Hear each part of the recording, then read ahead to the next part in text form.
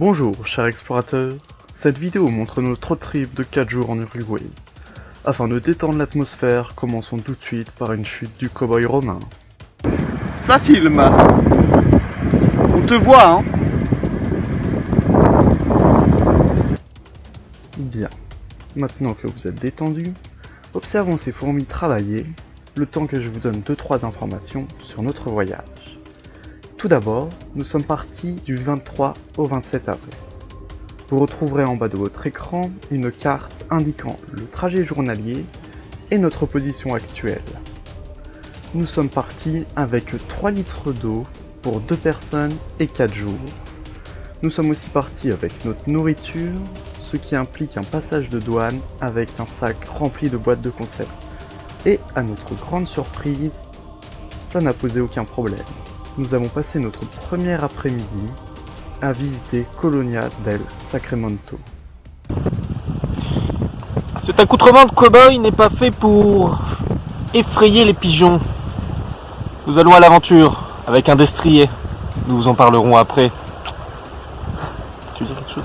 Non, par contre c'est dégueulasse le ciel là, t'as vu? Ouais, bah on peut pas faire mieux. On fera un fond vert je pense, Regarde. on va mettre un fond On leur montre le ciel au loin.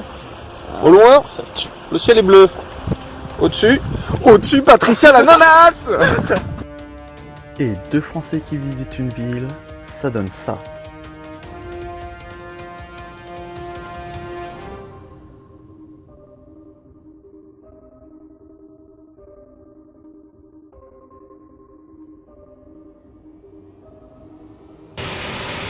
Les parents ils vont se demander ce qu'on va faire en regardant les vidéos. Dire ils sont allés en Uruguay. filmer les fourmis Une heure de bateau pour filmer des fourmis. et louer un...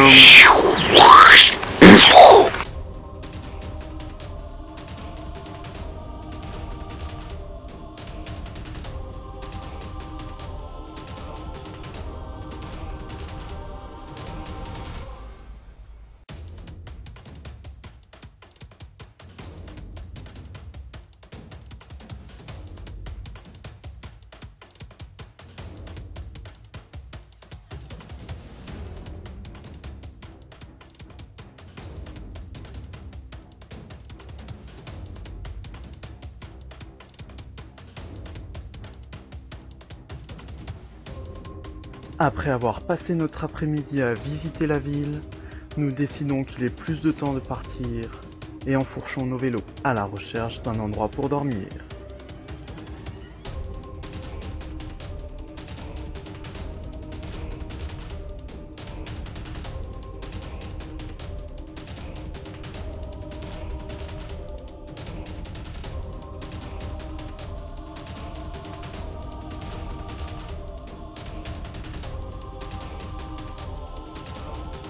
Après 40 minutes de vélo à longer les côtes, nous trouvons un spot idéal afin de réaliser les plus belles photos de notre voyage.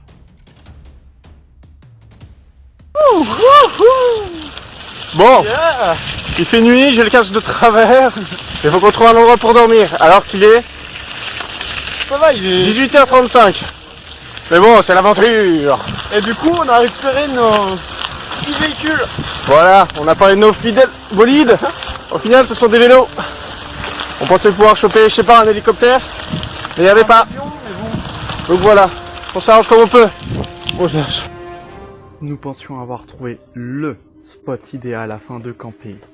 Seul, au milieu de nulle part, sur une plage, vue sur l'océan. Il n'y avait qu'un seul petit problème, les moustiques. Nous avons dû donc refaire vite fait nos bagages et prendre la poudre d'escampette. Nuit numéro 1. La nuit vient de tomber, enfin il y a 2 heures. Et nous voici alités dans notre campement de fortune en pleine campagne uruguayenne. Nous avons fait entre 6, 10 et je pense qu'on a fait plus en kilomètres. Et voilà. On n'a pas grand chose à dire, on sait pas ce qu'on fait demain, mais on a nos vélos et on a posé notre tarpe à côté d'un chemin. Vous avez pas vu la séquence sûrement, peut-être que vous la verrez, où on a lancé la vidéo, on a entendu un bruit de voiture, les lumières se sont éteintes genre comme ça, et on a attendu qu'une potentielle voiture passe. Aucune voiture n'est passée. Mais voilà, on est rassuré. On est dans un endroit où on ne sait pas si on a le droit d'être là, on est au bord d'un chemin, Et oui, on a des vélos de ville surtout. Et on a fait les 3/4 du chemin sur du chemin. Et bah sur du chemin. Sur du chemin de gravier, de terre et de je ne sais quoi. Donc voilà, on va peut-être leur rendre leur vélo en pas super bon état, mais on aura pris du plaisir. C'est l'essentiel. Alors, jour 2, il est 10h, on vient de se lever. Enfin, je viens de me lever, voilà, il dort encore. Hier soir, on était sur du petit chemin comme ça, là. Donc pas très praticable, en plus il faisait nuit noire. On s'est arrêté dans des petits buissons, donc c'était fort sympathique. On n'a pas mangé grand chose hier soir. On va plus manger ce matin. Bon, le paysage est cool hein, quand même, regardez. Là, et de ce côté, comme ça. Bon, je suis dans la gueule. Hop, le petit chemin là. Bon, on a fait 300 mètres peut-être sur ce chemin là. Après, on était sur une route beaucoup plus fréquentée et où il faisait tout aussi noir. Donc c'était un petit peu dangereux, on va pas se mentir. Là, on arrive au moment. Alors là-bas, il y a nos petits vélos. Enfin, nos fidèles destriers.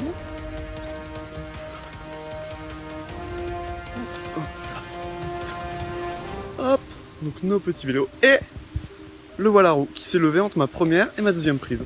Hein? Donc vous ne le verrez pas dormir dans son sac de couchage. Mais en gros, voici notre tas. Avec nos affaires. Bon, bah vu qu'il est debout, on va repartir à l'aventure. À tout à l'heure.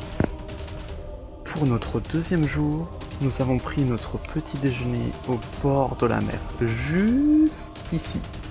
À la base, à vrai dire, on voulait pas vraiment y aller.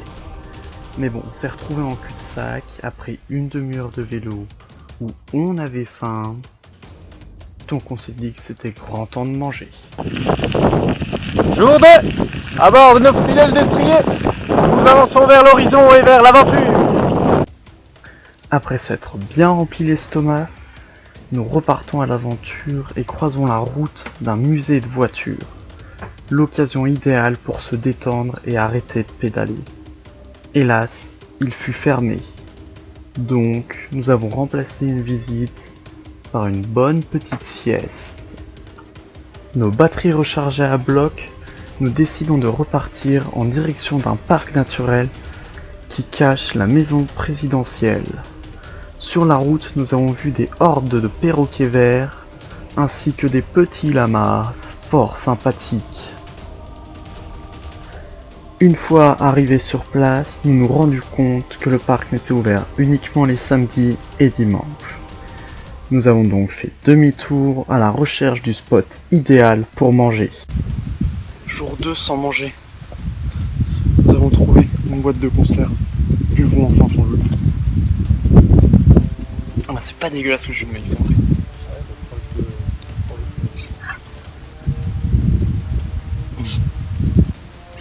Oh putain mais ça fait du bien de boire.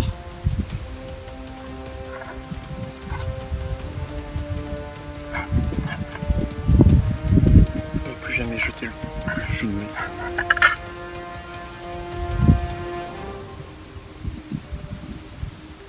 Et avec ça on mange du thon.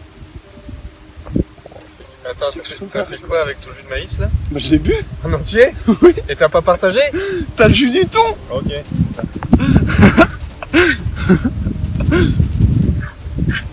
T'auras de la matière grasse en plus toi. Et qui dit pause, dit sieste. Jour 2. Enfin quasiment nuit 2. Je vous explique pas notre état de fatigue, on est complètement mort, c'est que des collines, ça monte, ça descend, on a nos vélos de ville, avec nos pneus à moitié tout terrain, mais c'est du chemin comme vous pouvez le voir, infernal. Infernal. En plus ils sont à moitié dégonflés, donc oula, ils sont à moitié dégonflés, donc toute la traction elle part, elle part au lieu d'être transmutée. En revenant, on va faire le compte des kilomètres. Bon, on en a fait beaucoup, c'est sûr. Et zoubi à tous. Randonnée de nuit sur les chemins.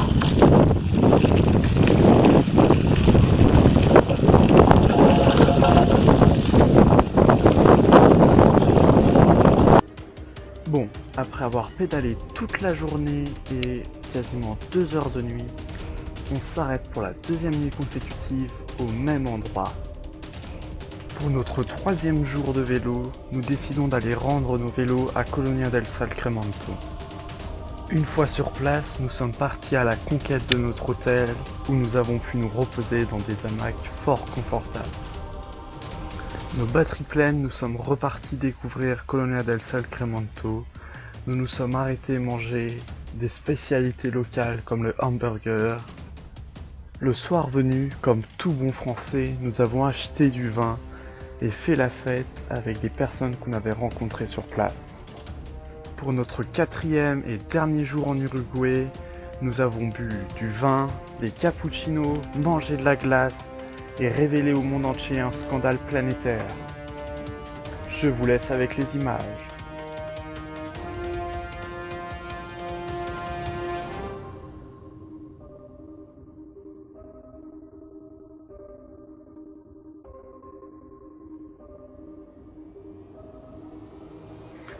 Non, pas du tout. Ce n'est pas du tout ça le scandale planétaire. Je vous le montre de suite. Ah voilà, ça tourne. Voilà, je tourne cette petite vidéo à l'arrache, rien de préparé à l'avance. Mais voilà, je suis à Colonia del Sacramento en Uruguay et voilà sur quoi je tombe. Je sais pas si on voit très bien. En gros, c'est un squelette de baleine. Derrière des barreaux évidemment, parce que l'humain, toujours dans l'exploitation animale, il y en a marre. Au bout d'un moment, ça va vous retomber dessus, vous allez voir. La baleine, elle a rien fait, elle est emprisonnée. Enfin, le squelette de baleine n'a rien fait, il est emprisonné. Il aimerait retrouver son cimetière de baleine. Et nous, l'humain, comme toute bonne créature colonialiste et qui essaie de profiter de la nature, on les enferme. Donc voilà, petite vidéo pour pousser un coup de gueule, pour demander aux autorités de Colonia de libérer ce squelette.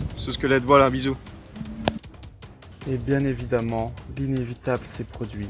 Nous avons dû retourner en Argentine. Hey! On est de retour en Argentine et ça se voit pas beaucoup et on va visiter Puerto Madero sous la pluie parce que c'est ça la vie aussi. Ça va être dur au montage ça.